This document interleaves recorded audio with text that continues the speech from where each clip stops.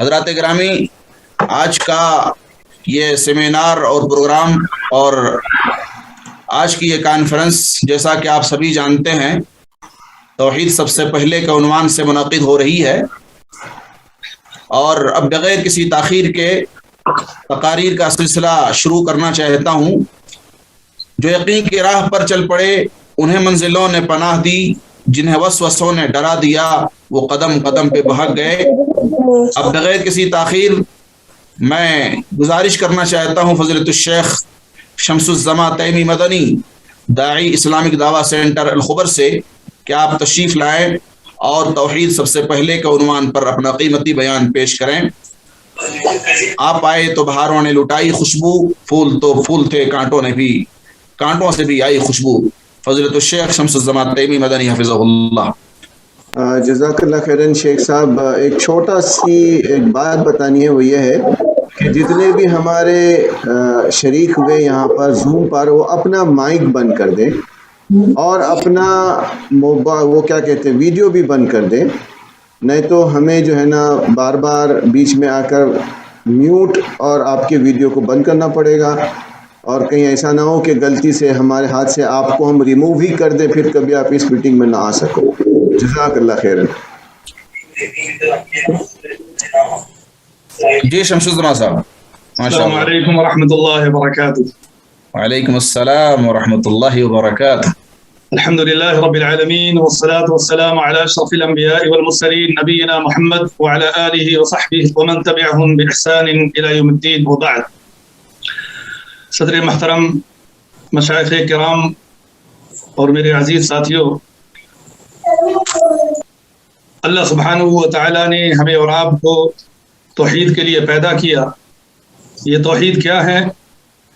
توحید ہے افراد اللہ سبحانہ و تعالیٰ بما یختص بہ، کہ جو بھی اللہ سبحانہ و تعالیٰ کے لیے مخصوص ہے ان میں اللہ سبحانہ و تعالیٰ کو یکتا اور بمثل جاننا۔ اس کا عام مفہوم یہ ہے کہ یہ اعتقاد رکھنا کہ اللہ سبحانہ و تعالیٰ اپنی ذات میں اور افعال میں اکیلا اور لاثانی ہے، وہی تمام کا خالق و مالک اور مربی ہے، وہی اس کائنات کو بلا شرکت غیر چلاتا ہے۔ اور یہ اعتقاد رکھنا کہ اللہ سبحانہ و تعالیٰ کے جو پیارے نام اور کامل صفات ہے، جن سے اس نے اپنے آپ کو موصوف یا متصف کیا ہے، یا اس کے نبی صلی اللہ علیہ وسلم نے کیا ہے، ان کو اللہ سبحانہ و تعالیٰ کے لیے بغیر کسی ہیر پھیر کے اللہ کے شایع نشان ثابت کرنا، اور ساتھ ہی اعتقاد رکھنا کہ ان میں بھی وہ اکیلا اور بے مثال ہے، کوئی اس جیسا نہیں، کوئی اس کا شریک نہیں۔ وَلِلَّهِ الْأَسْمَاءُ الْحُسْنَى فَادْعُوهُ بِهَا۔ اور یہ عقیدہ بھی رکھنا کہ وہی معبود برحق اور تنہا عبادت کے لائق ہے، دوسرا کوئی عبادت کے لائق نہیں، کوئی اس کا شریک نہیں۔ فَاعْبُدِ اللَّهَ مُخْلِصًا لَهُ الدِّينَ۔ ساتھ ہی توحید کے تقاضے کو پورا کرنا، اللہ کے اوامر کو بجا لانا، اس کے نواہی سے اجتناب کرنا، اللہ کی اطاعت کرنا، اس کی نافرمانی سے پرہیز کرنا، اسے یاد رکھنا، اسے بھلانا نہیں، اس کا شکر ادا کرنا اور ناشکری سے پرہیز کرنا۔ یہ توحید تمام دعوتوں سے پہلے کیوں؟ کیونکہ اللہ سبحانہ و تعالیٰ نے اسی توحید کے لیے، ایک اللہ واحد کی عبادت کے لیے ہمیں اور آپ کو پیدا کیا۔ اللہ نے قرآن حکیم میں فرمایا وَمَا خَلَقْتُ الْجِنَّ وَالْإِنسَ إِلَّا لِيَعْبُدُونَ، کہ میں نے جنات اور انسان کو اس لیے پیدا کیا کہ وہ صرف میری عبادت کریں۔ حضرت ابن عباس رضی اللہ تعالی عنہما فرماتے ہیں کل ما جاء فی القرآن من العبادہ فمعناها التوحید، کہ قرآن کریم میں جہاں کہیں بھی عبادت کا لفظ آیا ہے اس سے مراد توحید ہے، اور توحید ہی وہ دین فطرت ہے جس پہ اللہ سبحانہ و تعالی نے ہمیں پیدا کیا۔ فاقم وجهك للدین حنیفا فطرت اللہ التي فطر الناس علیہا لا تبدیل لخلق اللہ۔ اور اللہ کے رسول صلی اللہ علیہ وسلم نے فرمایا كل مولود يولد على الفطرة فأبواه يهودانه أو ينصرانه أو يمجسانه۔ اور آپ صلی اللہ علیہ وسلم نے یہ بھی فرمایا إني خلقت عبادي حنفاء فاجتالتهم الشياطين عن دينهم۔ اور توحید دنیا میں آنے سے پہلے ہی اللہ سبحانہ و تعالیٰ نے اس کا ہم انسانوں سے عہد لیا۔ اللہ نے قرآن حکیم میں فرمایا وَإِذَا أَخَذَ رَبُّكَ مِن بَنِي آدَمَ مِن ظُهُورِهِمْ ذُرِّيَّتَهُمْ وَأَشْهَدَهُمْ عَلَىٰ أَنفُسِهِمْ أَلَسْتُ بِرَبِّكُمْ قَالُوا بَلَىٰ شَهِدْنَا أَن تَقُولُوا يَوْمَ الْقِيَامَةِ إِنَّا كُنَّا عَنْ هَٰذَا غَافِلِينَ۔ اور توحید ہی کو بیان کرنے کے لیے اللہ نے تمام انبیاء اور رسول علیہ السلام کو مبعوث فرمایا، جیسا کہ اللہ نے قرآن حکیم میں فرمایا وَمَا أَرْسَلْنَا مِن قَبْلِكَ مِن رَّسُولٍ إِلَّا نُوحِي إِلَيْهِ أَنَّهُ لَا إِلَٰهَ إِلَّا أَنَا فَاعْبُدُونِ۔ اور توحید ہی کو بیان کرنے کے لیے اللہ نے تمام آسمانی کتابیں اتاری، جیسا کہ اللہ نے فرمایا الف لام را کتاب احکمت آیاتہ ثم فصلت من لدن حکیم خبیر الا تعبدوا الا اللہ اننی لکم منہ نذیر وبشیر۔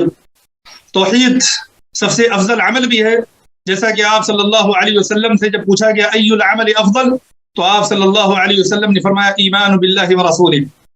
اور توحید جیسا کہ ناظم جلسہ بیان فرما رہے تھے کہ تمام اعمال صالحہ کی قبولیت کے لیے بنیادی شرط ہے۔ اللہ نے قرآن حکیم میں فرمایا قل انما انا بشر مثلكم يوحى الي انما الهكم اله واحد فمن كان يرجو لقاء ربه، کہ جو شخص اپنے پروردگار سے ملنے کی امید رکھتا ہو فليعمل عملا صالحا، اسے چاہیے کہ وہ عمل صالح کرے، سنت کے مطابق عمل کرے، ولا يشرك بعبادة ربه احدا، وہ موحد ہو، اپنے رب کی عبادت و بندگی میں کسی کو شریک نہ کرے۔ اور توحیدی کی خاطر اللہ سبحانہ و تعالیٰ نے جہاد کو مشروع فرمایا، اور توحید مدد الہی اور خلافت و حکومت کے حصول کا سب سے اہم ذریعہ ہے۔ اللہ نے قرآن حکیم میں فرمایا وعد اللہ الذین آمنوا منکم وعملوا الصالحات ليستخلفنهم في الأرض كما استخلف الذين من قبلهم وليمكنن لهم دينهم الذي ارتضى لهم وليبدلنهم من بعد خوفهم أمنا يعبدونني لا يشركون بي شيئا ومن كفر بعد ذلك فأولئك هم الفاسقون۔ اور توحید امن و امان اور ہدایت و توفیق پانے کے لیے بنیادی شرط ہے، جیسا کہ اللہ نے فرمایا الذين آمنوا ولم يلبسوا إيمانهم بظلم أولئك لهم الأمن وهم مهتدون۔ اور توحید دین و دنیا کی حقیقی سعادت کا واحد ذریعہ ہے۔ اللہ نے فرمایا الا ان اولیاء اللہ لا خوف علیہم ولا هم يحزنون الذين آمنوا وكانوا يتقون۔ اس کے علاوہ کتاب و سنت کے اندر توحید کے متعدد فوائد بیان ہوئے ہیں، جیسے توحید ہی اللہ سبحانہ و تعالیٰ کا سب سے بڑا حق ہے، توحید ہمارے گناہوں کو مٹانے کا سب سے اہم ذریعہ ہے، توحید روئے زمین پر برکت و خوشحالی لانے کا باعث ہے، توحیدی سے متعلق سب سے پہلے قبر میں سوال ہوگا، اور توحید والا ہی کل روز قیامت نبی کریم صلی اللہ علیہ وسلم کی شفاعت کا حقدار ہوگا، جیسا کہ آپ صلی اللہ علیہ وسلم نے فرمایا اسعد الناس بشفاعتی من قال لا الہ الا اللہ خالصا من قلبی۔ اور توحید جنت میں جانے اور جہنم سے نجات کی بنیادی شرط ہے، جیسا کہ آپ صلی اللہ علیہ وسلم نے فرمایا من مات لا يشرك بالله شيئا دخل الجنہ ومن مات يشرك بالله شيئا دخل النار۔ توحید سب سے پہلے کیوں؟ اس لیے کہ توحید وہ منہج ربانی ہے جو اللہ سبحانہ و تعالیٰ نے تمام نبیوں کو عطا فرمایا۔ اس اعتبار سے تمام انبیاء علیہم السلام کا مشترکہ منہج ہے۔ اللہ نے قرآن حکیم میں حضرت نوح علیہ السلام کا ذکر کرتے ہوئے فرمایا لقد ارسلنا نوحا الى قومه فقال يا قوم اعبدوا الله ما لكم من اله غيره، کہ ہم نے نوح علیہ السلام کو ان کی قوم کی طرف بھیجا، انہوں نے اپنی قوم سے کہا اے میری قوم کے لوگوں ایک اللہ واحد کی عبادت کرو، اس کے علاوہ کسی اور کی عبادت اور بندگی نہ کرو۔ یہی دعوت حضرت ہود علیہ السلام نے دی وَإِلَىٰ عَادٍ أَخَاهُمْ هُودًا قَالَ يَا قَوْمِ اعْبُدُوا اللَّهَ مَا لَكُم مِّنْ إِلَٰهٍ غَيْرُهُ۔ حضرت صالح علیہ السلام نے بھی سب سے پہلے اپنی قوم کو توحید کی دعوت دی وَإِلَىٰ ثَمُودَ أَخَاهُمْ صَالِحًا قَالَ يَا قَوْمِ اعْبُدُوا اللَّهَ مَا لَكُم مِّنْ إِلَٰهٍ غَيْرُهُ۔ اللہ نے حضرت ابراہیم علیہ السلام کی دعوت کا ذکر کرتے ہوئے فرمایا وَإِبْرَاهِيمَ إِذْ قَالَ لِقَوْمِهِ اعْبُدُوا اللَّهَ وَاتَّقُوهُ ذَٰلِكُمْ خَيْرٌ لَكُمْ إِن كُنتُمْ تَعْلَمُونَ۔ اور اللہ نے حضرت شعیب کا ذکر کرتے ہوئے فرمایا وَإِلَىٰ مَدْيَنَ أَخَاهُمْ شُعَيْبًا فَقَالَ يَا قَوْمِ اعْبُدُوا اللَّهَ مَا لَكُم مِّنْ إِلَٰهٍ غَيْرُهُ۔ اور آخری نبی محمد صلی اللہ علیہ وسلم کی دعوت کا ذکر کرتے ہوئے اللہ نے فرمایا قُلْ تَعَالَوْا أَتْلُ مَا حَرَّمَ رَبُّكُمْ عَلَيْكُمْ أَلَّا تُشْرِكُوا بِهِ شَيْئًا وَبِالْوَالِدَيْنِ إِحْسَانًا۔ اسی لیے ہم دیکھتے ہیں کہ آپ صلی اللہ علیہ وسلم نے مکے کے اندر تقریباً 13 سال تک مسلسل توحید کی دعوت دی، توحید کو دلوں میں راسخ کیا، توحید کو توحید کے لیول کو اوپر لے کر گئے، تب اس کے بعد اللہ سبحانہ و تعالیٰ کے حکم سے انہوں نے دیگر احکام کی دعوت دی۔ اور توحید سب سے پہلے یہ نہیں کہ انبیاء علیہ السلام کا منہج ہے، بلکہ آپ صلی اللہ علیہ وسلم نے صحابہ کرام کو بھی یہی منہج دیا۔ جب آپ نے حضرت معاذ کو یمن بھیجا تو کہا انک تأتی قوم من اہل الکتاب فلیکن اول ما تدعوہم الیہ شہادۃ ان لا الہ الا اللہ، کہ تم یمن جا رہے ہو، تمہارے مخاطب اہل کتاب ہیں، انہیں سب سے پہلے ایک اللہ واحد کی طرف بلانا، توحید کی دعوت دینا۔ گویا توحید یہ صحابہ کرام رضوان اللہ علیہم اجمعین کا منہج بھی ہے۔ اگر ہمارا مخاطب مدعو جسے ہم دعوت دے رہے ہیں اگر وہ غیر مسلم ہے، کافر ہے، مسلمان نہیں ہے، تو اس کو احکام کی طرف بلانے یا احکام کی دعوت دینے کا کوئی فائدہ نہیں، کیونکہ اللہ سبحانہ و تعالیٰ غیر مسلموں کے اعمال کو قبول نہیں کرتا۔ اللہ نے قرآن حکیم میں فرمایا ما كان للمشركين ان يعمروا مساجد الله شاهدين على انفسهم بالكفر اولئك حبطت اعمالهم وفي النار هم خالدون، کہ یہ مشرکوں کو یہ زیب نہیں دیتا کہ وہ اللہ کے گھروں کو آباد کریں جب تک کہ وہ کافر ہیں، اپنے اوپر کفر کی گواہی دے رہے ہیں، ان کے تو اعمال ضائع ہو گئے اور وہ ہمیشہ جہنم میں رہنے والے ہیں۔ اللہ نے دوسری فرمایا وَقَدِمْنَا إِلَى مَا عَمِلُوا مِنْ عَمَلٍ فَجَعَلْنَاهُ هَبَاءً مَنْثُورًا، ایسے ہی اللہ نے فرمایا وَمَا مَنَعَهُمْ أَن تُقْبَلَ مِنْهُمْ نَفَقَاتُهُمْ إِلَّا أَنَّهُمْ كَفَرُوا بِاللَّهِ وَبِرَسُولِهِ وَلَا يَأْتُونَ الصَّلَاةَ إِلَّا وَهُمْ كُسَالَىٰ وَلَا يُنْفِقُونَ إِلَّا وَهُمْ كَارِهُونَ۔ اور اگر ہمارا مدعو مخاطب جسے ہم دعوت دے رہے ہیں وہ غیر مسلم ہے، غیر مسلم نہیں بلکہ مسلمان ہے لیکن فاسق ہے، فاجر ہے، اس کا ایمان کمزور ہے، اس کے ہاں بہت سے واجبات اور بہت سے فرائض کے تعلق سے تساہل پایا جاتا ہے، محرمات و منکرات کا ارتکاب ہے، ایسی صورت میں بھی ہمیں پہلے ایمان و توحید ہی کی دعوت دینی ہے، کیونکہ جب تک کہ ہم اس کے ایمان کو مضبوط نہیں کریں گے، اس کے ایمان کو اس کے مناسب لیول تک نہیں لے جائیں گے، اس وقت تک اس کے لیے محرمات و منہیات سے اجتناب کرنا یہ آسان نہیں ہوگا۔ کیوں؟ اس لیے کہ عقید توحید بات ماننے، نیکی کی طرف لپکنے، برائی سے نفرت، عبادت میں حلاوت اور دعا و مناجات میں لذت پیدا کرتا ہے۔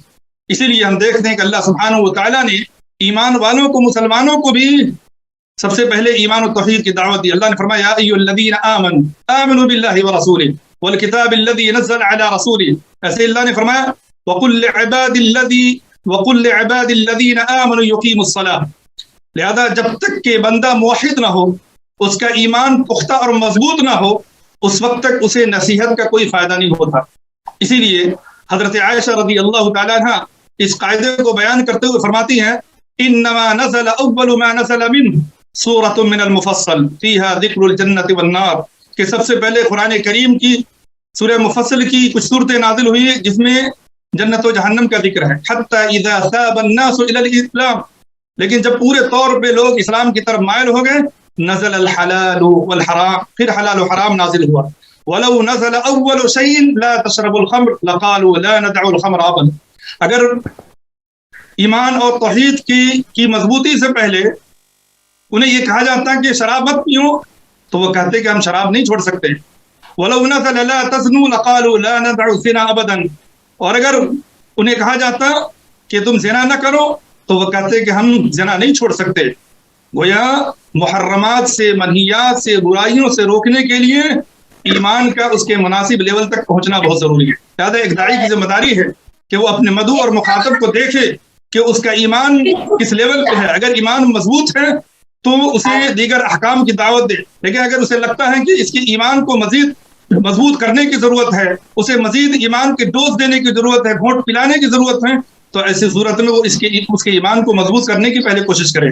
حضرت جندب بن عبداللہ رضی اللہ تعالیٰ عنہ کہتے ہیں کننا مع النبی صلی اللہ علیہ وسلم ونحن فتیان حزاورہ، کہ ہم اللہ کے رسول صلی اللہ علیہ وسلم کے ساتھ تھے، ہم نوخیز نوجوان تھے۔ فتعلمنا الایمان قبل ان نتعلم القرآن، کہ ہم نے قرآن سیکھنے سے پہلے ایمان سیکھا، ثم تعلمنا القرآن، پھر ہم نے قرآن سیکھا، فازددنا به ایمانا، اس سے ہمارے ایمان میں اضافہ ہوا۔ اسی لیے صحابہ کرام کو ہم دیکھتے ہیں کہ جب ان کا ایمان مضبوط ہو گیا انہیں کہا جاتا ہے صدقہ کریں. ایک صحابی آگے بڑھ کے اپنا پورا باغ صدقہ کرتے ہیں. حضرت ابوبکر اپنا پورا مال صدقہ کرتے ہیں. حضرت عمر فاروق رضی اللہ تعالیٰ عنہ اپنا نصف مال صدقہ کرتے ہیں, کوئی پرواہ نہیں کرتے. ایسے ہی حضرت عثمان رضی اللہ تعالیٰ عنہ اور دیگر صحابہ کرام کی مثال ہے. ہم بعض تفصیلی مثال لینا چاہیں گے. حضرت انس رضی اللہ تعالیٰ عنہ سے مروی ہے, صحیح بخاری اور مسلم کی حدیث ہے کہ ہم حضرت ابو عبیدہ, حضرت طلحہ اور دیگر صحابہ کرام کو شراب پلا رہے تھے. شراب اس وقت تک حرام نہیں ہوئی تھی. آواز سنائی دی کہ لوگوں شراب حرام ہو گئی, شراب حرام ہو گئی. حضرت طلحہ نے کہا کہ انس ان شراب کے مٹکے کو پھوڑ دو اور شراب کو بہا دو. اس کے بعد کسی صحابی نے شراب اپنے ہونٹوں سے نہیں لگا. کیوں؟ اس لیے کہ ان کا ایمان مضبوط تھا.